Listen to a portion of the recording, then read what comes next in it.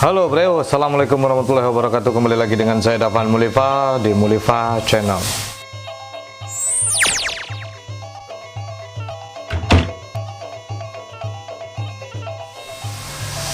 Oke, kita membicarakan soal Minang dan isi-isinya tidak akan selesai sampai kapanpun, ya kan. Kali ini saya akan membahas tentang sebuah band besar yang ternyata dia pernah sukses karena memasukkan unsur musik Minang ke dalam bandnya. Sebelum dia memasukkan unsur-unsur etnik Minang ini, dia selalu ditolak. Bahkan dia ditolak sama label besar. Tapi setelah dia memasukkan unsur etnik Minang ke dalam musik bandnya, dia langsung diterima tanpa ragu-ragu oleh label tersebut. Nah, siapa band tersebut? Pengen tahu? Nah, sebelum kita berpanjang lebar bercerita, mendingan di subscribe dulu bagi yang belum. Bagi yang udah, nonton terus. Jangan lupa di like, di komen, apalagi yang harus dibahas, dan di share biar semua orang tahu bagaimana besarnya kebudayaan Minang ini. Kita minangkan dunia, ya kan?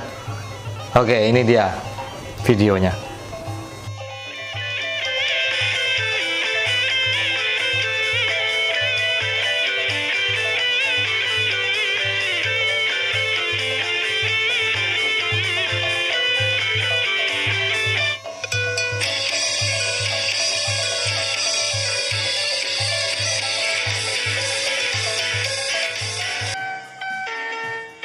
Ya, grup band tersebut adalah grup band Wali.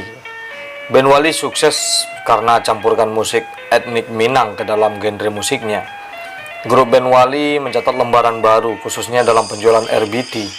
Band yang digawangi Faang sebagai vokal, Apoy di gitar, Tommy drum, Ovi keyboard, dan Nunu di bass membubuhkan angka 4 juta dari angka tersebut. Lagu berjudul Dik menyumbang 75% dari total penjualan lagu album debut Orang Bilang.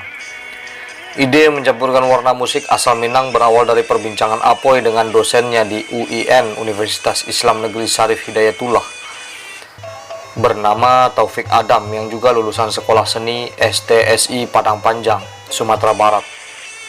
Kalau di UIN banyak komunitas teater, banyak komunitas musik juga. Kebetulan di kampus ada dosen Pak Taufik Adam lulusan STSI. Dia fokus sama musik etnik.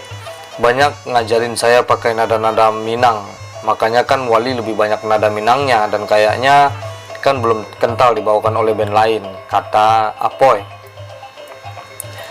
Kita berpikir kenapa kita nggak mengawali musik dari etnik Minang ini saja, nggak jelek amat kok.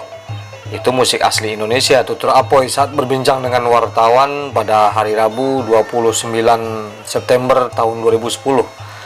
Wali yang awalnya ditolak oleh Negasuara lalu meramu kembali musik Wali dengan karakter yang lain yang lebih etnik, yaitu musik etnik Minang.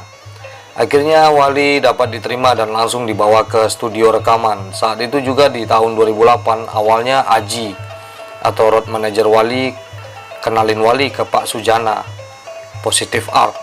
Ketika itu kita masih pakai musik yang awal, tapi saat itu nggak disetujuin oleh pihak Nagaswara. Ya sudah, akhirnya pakai konsep musik yang kayak sekarang ini, kata Apoy. Diterimalah sama Pak Sujana.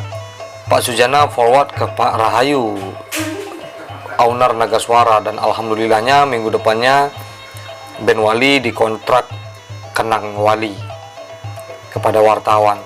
Ternyata musik etnik Minang bisa membuat sebuah band sekelas Wali menjadi besar. Berbanggalah kita dengan Minangkabau.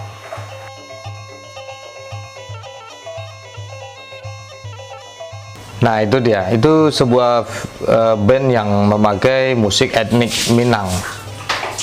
Karena dia memakai musik etnik Minang, makanya dia menjadi besar. Padahal di personilnya itu kalau nggak salah nggak ada yang orang Minang. Kenapa kita sebagai orang Minang itu agak malu kadang-kadang untuk memasukkan etnik-etnik Minang ke dalam bandnya? Sedangkan sekelas Wali aja memasukkan etnik Minang, baru dia menjadi booming. Dari unsur melodi, ada kadang-kadang di situ bunyi talempong. Pokoknya dia mainkan nada-nada Minang ke dalam musiknya, makanya dia menjadi besar. Sebagai anak muda yang menjunjung tinggi nama Minangkabau, jangan malu. Jangan sok kerok-kerokan lah. Kalau emang rock, masukkan juga unsur Minang di situ, walaupun tidak kental. Oke, seperti biasa, cuman 2 kata saja dari saya. Majulah Minangkabau, majulah Indonesia. Selalu di Mulifa Channel.